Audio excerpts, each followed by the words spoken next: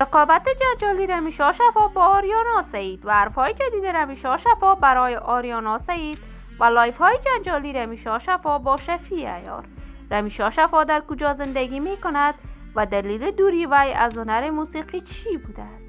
من در این ویدیو پیرامون حقیقت این ماجرا خواهم پرداخت و در ادامه با کانال دنیا اینفو باشید.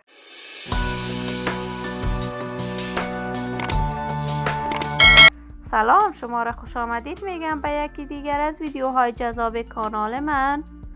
برای دوست شدن با کانال دنیا اینفو علامت سابسکرایب را فشار دهید تا از ویدیوهای دیگر کانال من هم آگاه شوید. رمیشا شفا هنرمند کاملا با استعداد، ناماشنا و یکی از هنرمندانی است که ادعا دارد هنرمند بین المللی است.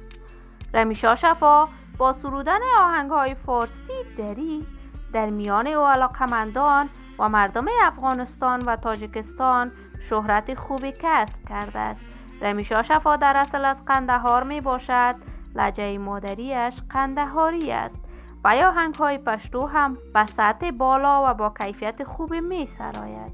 رمیشا شفا در کشور امریکا زندگی می کند و در آنجا در رشته روانشناسی تا مقطع دکترا تحصیلات خود را به پیش برده است. رمیشا در سن طفولیت ازدواج کرده بود. وی تا کنون 3 ازدواج کرده است، ولی هر 3 ازدواج وی ناموفق بوده است و جدیداً وی با مستر منیجر خود نامزد شده است و قرار است تا چند ماه دیگر با این مرد ایرانی ازدواج کند.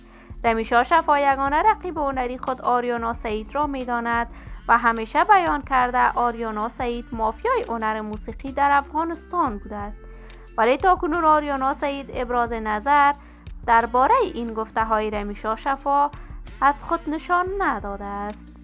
مدت دیری می شود رمیشا شفا دیگر آهنگی برای علاقه‌مندانش ثبت و نشر نکرده است و همیشه علاقه‌مندانش منتظر نشر آهنگ‌های جدید رمیشا شفا بودند. رمیشا همیشه با پوشیدن لباس‌های و دور از فرهنگ افغانی مورد نقد نظر علاقه‌مندانش قرار گرفته است، ولی هر کس خودش می‌داند طرز پوشش، رفتار و گفتارش. من آرزوی موفقیت، سلامتی و کامیابی برای تمامی هنرمندان کشور خود از بارگاه عزت منان تمنا دارم. دوستان نهایت عزیز، شما هم نظریاتتان را در بخش کامنت با من شریک بسازید. این ویدیو را با دوستداران و علاقه‌مندان رمیشا شفا به اشتراک بگذارید.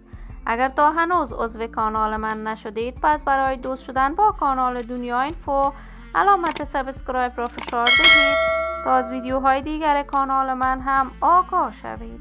سلامتی شما نازنینان آرزوی من است. تا درودی دیگر، بدرود.